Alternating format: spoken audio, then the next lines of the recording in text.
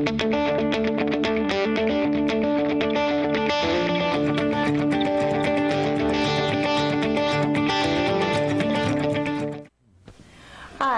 I'm Chris Dudley with Auction Adventures from Dudley's Auctions. We're here today with my business partner, Robert Dudley, and we're going to talk about a whole variety, and I would like to say plethora of different kinds of auctions that are available to use. And we're going to look at some video. We're going to talk about the way we got involved in the business and just auctions in general across the board, whether it's with us or with other auction companies, or there's so many different types of things to look at and choose from and go check out. So I guess we'll start today by introducing to Robert. Hello, Robert.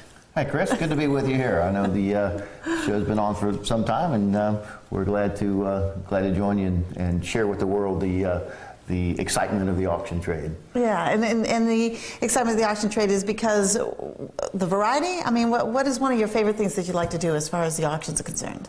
Well, it's the interaction with people. There's the auction is a serious business. It's an exchange of a monetary value for goods.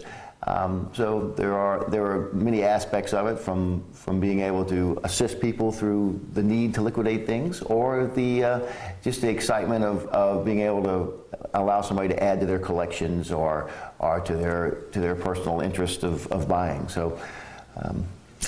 Well, I know that when you talk about the different kinds of auctions, whether it's with us, with anybody else, I mean, there are auction houses all through the state of Florida. I know that one of our favorite things that we like to use, and that most of the people who come to the auction, we find a lot of them through AuctionZip, which is a really great website that you can go to. Just type in auctionzip.com, and no matter where you are in the United States, you can put in your zip code and you can ask for it to tell you where the auctions are within 20, 50, 100, and 200 miles. And so you can go anywhere in the United States and see auctions, and then you can also sort by types, right?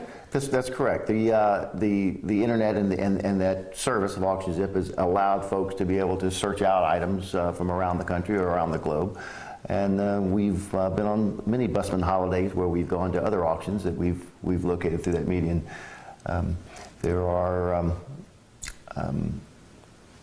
different kinds of things. I know that when you get, what happens is, even if you do it locally, like there's professional liquidators, there's, if you go up towards Gainesville area, there's Turkey Creeks, there's auctions in Ocala. I mean, there's auctions just about anywhere you can go, and they're a lot of fun. I know that he's got some video that we're going to look at that shows some of the different kinds of auctions we've gone on. I think this was one that we did that was figurines. It was, it had Hummels and Yardros and Steins, and what are some of the other kind of target auctions that we can do, or some of the things you can point out in here that we had? Well, in this particular auction, there were a lot of different figurals that, like I say, we have to look at the Hummels right here, but we had Hummels and Royal Dalton figures, Steins. These are things that individuals have collected, and it's an opportunity for folks to add to their collection, and it's also a good medium for people who have collected these things, either with overstock of collections, or maybe they've decided to move on to other things, and it's a good medium for them to be able to liquidate these things and turn them into a cash stream revenue. Now, I know that this one right here is actually a target auction. When we say target auctions, means it's just specifically targeted items that we want to find the right buyers for. So we'll do the research, we'll find the Hummel clubs, the sign clubs, or whatever it is, and then we do them live and online. And this one I think we did with AuctionZip. Again, another avenue in which people can do it if you can't come to an auction, which is a shame because auctions are loads of fun. Lots of fun. But you can go ahead and pull it up online, look at the catalogs, and bid online, which is a new thing that's come around in the last few years and has become very, very popular. Well, I think things like eBay got people started to looking at the online medium for the purchase of items, but it's advanced beyond that. So now people can sit in their own home. They can listen to the auction. They can view a catalog online, and they can participate from wherever they happen to be if they can attend the auction. Right, right. And this was a Hummel. That was a full nativity scene. That did really well. I think we did $1,800 or $2,200 on that with all the pieces. But I'm not. you know, we go back, there's so many pieces that come in and out of the hall all the time. So it's just great fun with that. Now, we've got several other auctions that we're going to look at. We're going to enjoy talking about why people come to an auction. I know that there are people that come just for a single time. Sometimes they come because they bought a new house and they need to fill the auction, they fill their house with. I know we've had several people, Sandy Cross and her husband, they talk about Decorated by Dudley's. We have several in the community, I believe, that we've assisted in that process. So there's a lot of reasons for coming to the auction, and the social reason is a big part of it. There's a lot of folks that come just to be around other things. The auctions are exciting. There's a big avenue of items changing hands and trading. Right, and this is the one where we actually had an antique shop. The gentleman was not well, and it was in Leesburg, and he needed to liquidate the entire contents of his antique shop. And we moved his items from his storefront into a larger building, and then set it up and had the auction there. That's correct. It was a good venue. It was a retirement, an option for him to be able to liquidate his collections and say goodbye, and also an opportunity for folks who were maybe eyeballing some of these things that had forced them to come to the table and participate. If they knew that if they wanted these items that they had been admiring for some time, that was the date that they were going to be sold, and in fact, that's what we did. Actually, and then this is. Actually, I think this is the other part of this tape. Also, includes one of them that we worked. I went up with David Glenn from Turkey Creek, who does auctions up in the Cape in Massachusetts, and this was one of his that he did up there, showing some wonderful paintings. I know that every area has different things that they can do. He had properties that sold for paintings that sold for anywhere between $8,000 and $15,000. He's got Turkey Creek auctions up in Citra, right? That's correct. And weren't you just recently there? I attended a sale of David's about 2 weeks ago. Emily and I were up, and it's always fun to watch somebody else work. It's always it's exciting. There was some items that I was interested in from my personal collection, and just the opportunity to participate in the sale and be there to acquire these things. Yeah, and I know that's how. I mean, we talk about that's how we met. We met at an auction. That's how we used to date, was at auctions, and then we graduated into the whole auction field. That's part of the whole Dudley adventure. I tell you what, it is really great fun, and you know, people look at us like, "Why on earth are you going to auctions when that's what you do all day long?" But it's an addiction. We're going to come back. We're going to talk about some of the other things that we've got to show with you. I'm Chris Dudley with Dudley's Auctions, here with Robert Dudley, and we'll look forward to seeing you in just a few minutes at Auction Adventures. Hi, and welcome back to Auction Adventures. I'm Chris Dudley with Dudley's Auctions. I'm here with my business partner and other half, Robert Dudley. It's good to be here. Yeah, we're just going to talk about some other stuff that we've seen, some other videos, things that we come across, and different types of auctions. Now, define for us, when we walk into somebody's estate, why we would choose to either do an on-site auction or carry the items to the hall. Well, there are a couple of parameters. We have to look at the overall economics of it. We know that we have a gallery that's set up that has a sale on a regular occurring basis. Every Thursday we have a sale, and we have monthly sales. So there are times when the size of the estate or the location of the estate dictates that things really could be picked up and brought back to the gallery and taken care of more efficiently. Right. It takes a lot of energy and effort to motivate a crowd. We have to when we're having an on-site sale, there's the competition with the weather and the competition with the day of the week, and there needs to be enough of a draw card to get people out from their you know, when you routine. talk about weather, people that are addicted to auctions will come no matter what. We've got photos of people that are standing under umbrellas, wrapped up in garbage cans in the heat of the day, you know, wrapped up in blankets. That's true. That's true. Using their cell phones for flashlights. A perfect example was a sale we had a few weeks ago with the our antique tractor sale. Yeah. The skies were opening up. Had been threatening all week. The calls were coming in. Will the sale be held? And we said, of course it would. Of course it would. We started right on time at 9 o'clock, and Mother Nature's skies opened up, and tornado warnings. I mean, oh my yards. we donned plastic raincoats, and we dealt with the weather. Yeah, it did. And those who were truly interested were right there with us. Some huddled on these sheds until the items of their interest came up, but and I know that one of the things that they had there that was really interesting that brought a lot of money were old license tags. This is true. The gentleman had collected a lot of them, most of them out of state, but some good early Florida tags. And there's always an interest in tags. Tags are one of those items that fall into the multi-collector category. There are people who are interested because of the year, because of the state, because of the slogan. They have an automobile that's... Right, and they use them for decorative purposes. They use them for all sorts of stuff. I actually saw a lady who took them and actually turned them into purses, bent them up and created purses out of them. So there's, it's a multi-use thing, and it's actually one of those things that sometimes they'll buy for resale purposes because some of the people that come to auctions are buying it to turn around and market. And some of the areas that they might market that would be? They may market through their online business. They may market through their actual antique shop or collectible shops, or they may be flea market vendors or vendors that like to set up for shows.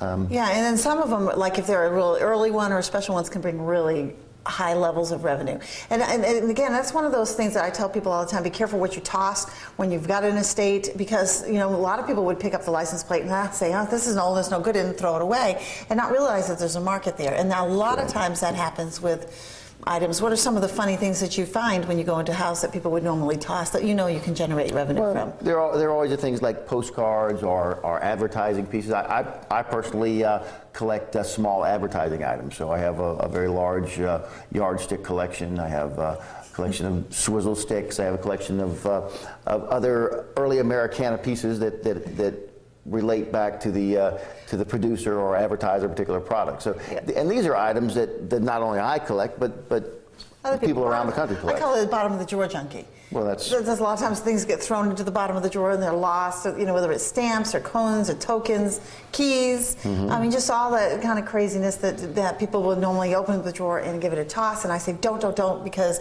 we'll find a market for it. And then that's a lot of what the auction business is marketing, and marketing to the right buyers so that we can get the right buyers in for the right auctions so that they know exactly where we can liquidate that property to. That's true. And we talk about the small things. I think that a lot of our small bottom of the drawer things also fit well into today's lifestyles. A lot of folks are downsizing or they're on the go. Mm-hmm. And so in order to collect anything of size requires a lot more space and a lot more time and energy to be able to pack, move, sort, and display. Whereas some of the smaller items, whether it be chauffeur's badges or chauffeur's badges, dog tags, early dog tags, it's crazy. I mean, I know there are even people out there that collect early credit cards, the old swipe cards before they had the magnetic strips on.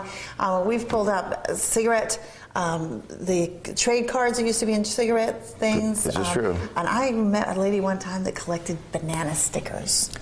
Yes, there are people that collect all types of things. As a matter of fact, we sold our first collection of modern-day cigarette packs. Seems a little odd, but as a collection, someone had spent the time and pulled together 40 different... that's all part of the adventure, too, because you just never know. I know that we got some more video coming up with some different ones, different kinds of auctions that we've been to and done.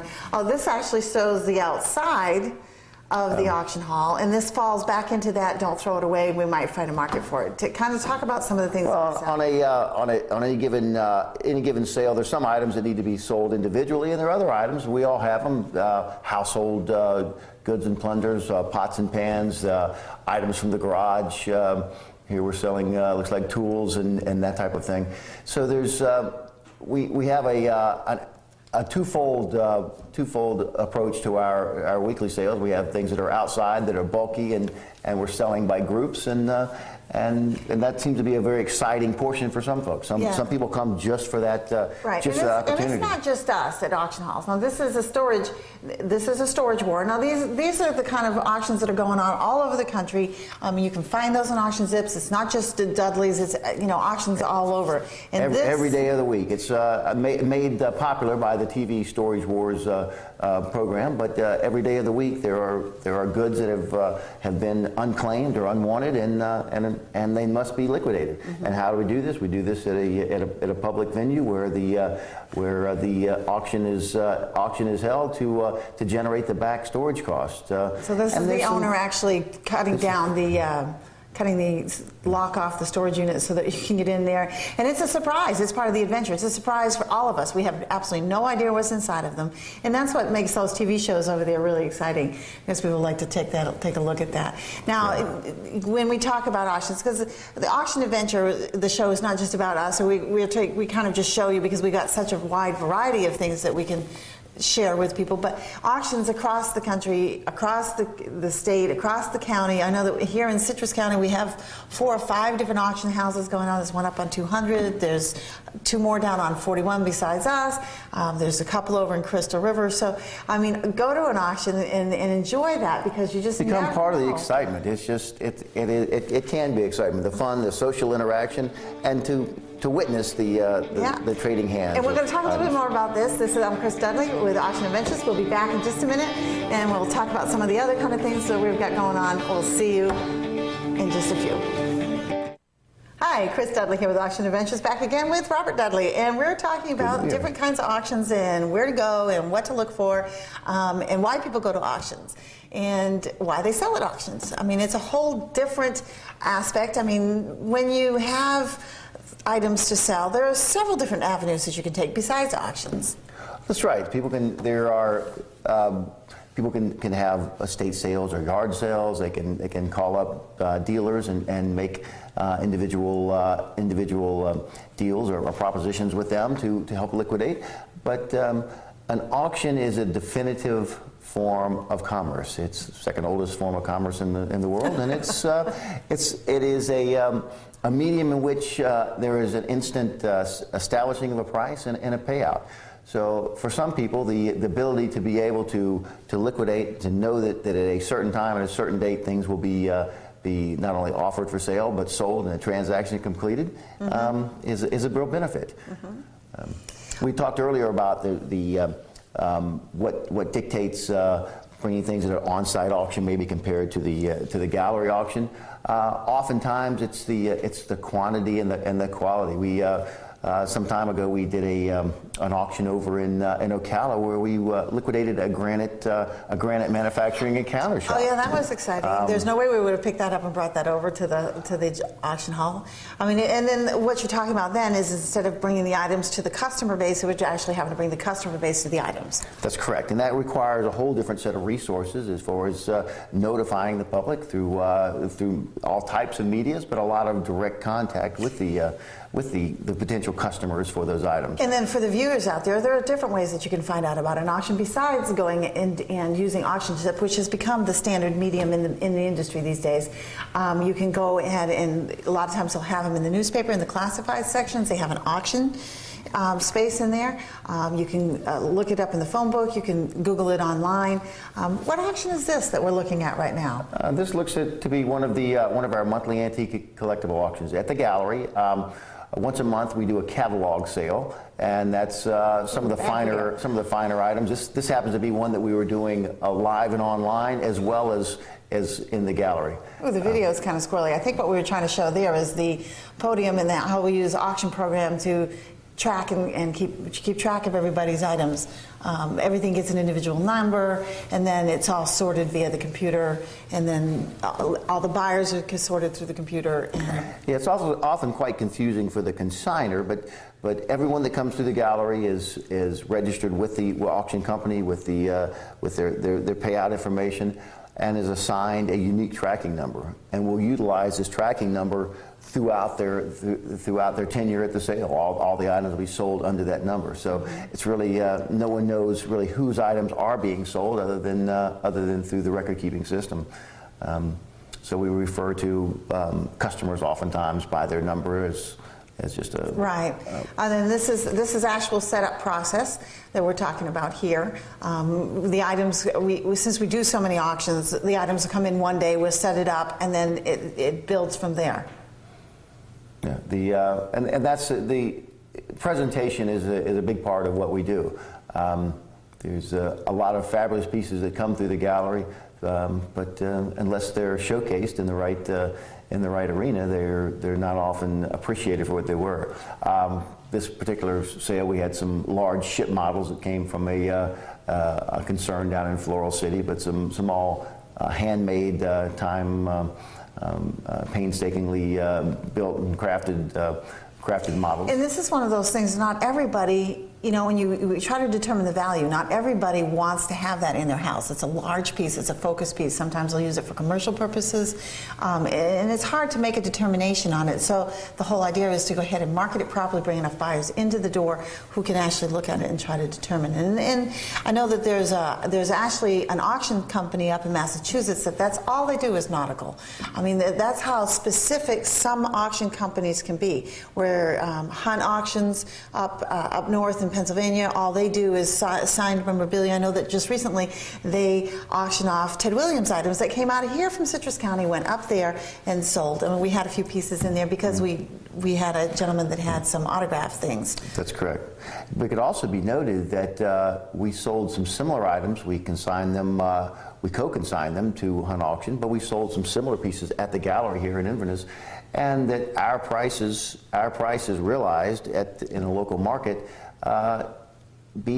equaled and in some cases exceeded what were available on that national market. So because of I think the interconnection of our online services and other auction houses' online services, the playing field has been leveled somewhat. And that's across the country. That's with every auction. I mean, every auction company has different areas of expertise and where they like to be able to bring items in, and they can share it with the world and market it out. So, you know, it's important here that we are, since we are a more rural area, that we have the ability to focus on different items. Now we can't just focus on one. We have to have a broad spectrum ability to market and sell. Now we're talking about different things as far as hints and ideas for the consumers. When the consumer decides they want to market something, or they want to have, going to a professional, you know, using somebody that's a part of the National Auctioneers Association through the Florida Auctioneers Association, using somebody that's licensed. Someone that licensed, someone that has a location that you know they're going to be there tomorrow or next month or next year, whether they're a licensed or certified appraiser through the National Auctioneers or through the Auction Appraisers Guild. It's important to have some credentials there that allow you to feel confident that the prices or the information that you're receiving is accurate and correct and up to date. Right. Now, fun things. We have a lot of fun things that come through. We talk about our life being an adventure, and that when people carry things into the hall, we always have an opportunity to look at that and explore that. Every day is an adventure. Every day is an adventure. Fun things. There's so many things that come through. Some great American glassware and silver pieces, copper pieces. Right.